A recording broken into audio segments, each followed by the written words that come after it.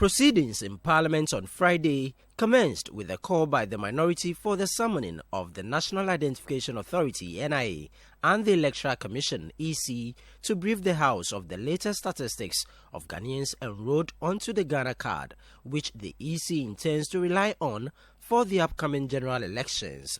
Mr. Speaker, there is a discrepancy in the numbers between what the Electoral Commission have registered as voters, up to 17 million, and what is on the roll of the National Identification Authority.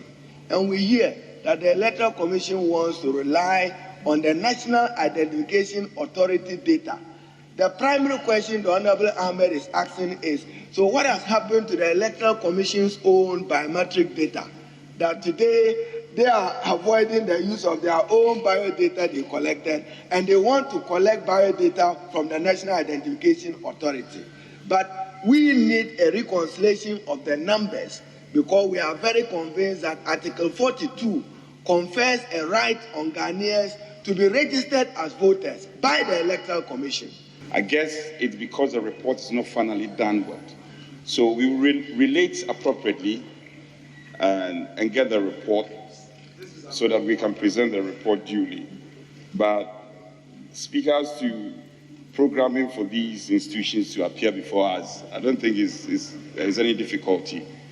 That would also be done. So I will relate properly to the chair of the Business Committee, and I'm confident that the needful will be done. I could have agreed more with the minority leader on Article 187, I think specific Clause 6. Many occasions when Auditor General's report has come up, this matter has always come as a subject of discussion. And more often, we've paid just a lip service to work. However, the Speaker ruling on the matter says the EC has not officially communicated to the House on such a move, hence no need for such an action for now. I have not also seen anything from the EC, and I have not been given any brief by the EC on any proposed instruments coming from them. And so I raised this some time ago. I'm yet to receive them to be briefed on it. Until that is done, they should forget about laying any such instrument in the House.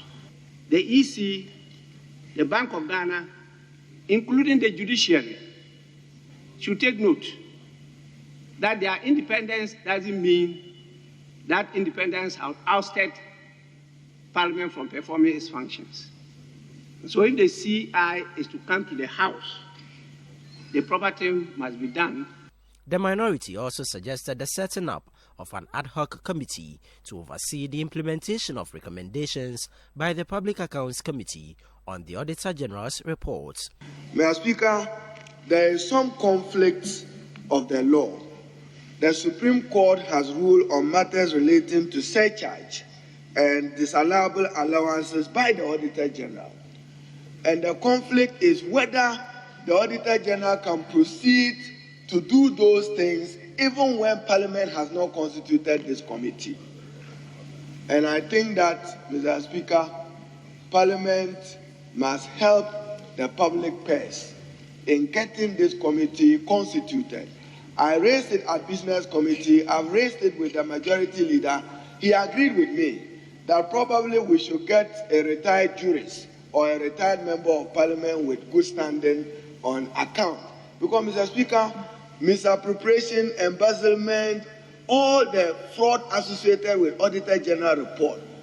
Tomorrow when we are asked, what have we done beyond the public accounts, we don't seem to have any answers. So I think that, Mr. Speaker, we need your guidance for us to constitute this 7-member committee. After the consideration of any report, there's a need for us to establish a committee to follow up on some issues. We could then proceed to do so. But we thought it was not necessary to be establishing committees after the debate of any of the reports. So we decided to establish permanent committees at that level because of the implementational challenges. And so I would direct that the Public Accounts Committee should follow up on this concern, submit to the House a report on the performance of those implementation committees for us to discuss and see whether they are effective. If they are not, and want to improve upon it, and want to establish a permanent committee in the House, chaired by any jurist or whatever, we could then proceed to do so. But it's a concern not only of members, but of the entire country. The Member of Parliament for Adaklu, Gavin Sagboja, also expressed concern about the delay in the release of District Assembly's common funds. The inability to release these statutory funds are making the regional coordinating councils and assemblies dysfunctional. Basically, people go to work and do nothing because their budgets cannot be implemented due to lack of funding. Mr. Speaker, I believe it's affecting effectiveness of members of parliament as well, because we have also leveraged on the little that comes to us to support the little projects in our community. So if the leader of government business can schedule this assembly's common fund administrator to also appear before the House to apprise us on what's going on. In an interview with Citi News, the Deputy Majority Leader, Alexander Penyomaken, described recommendations by the former president on how governments could revive the economy as opportunistic in nature.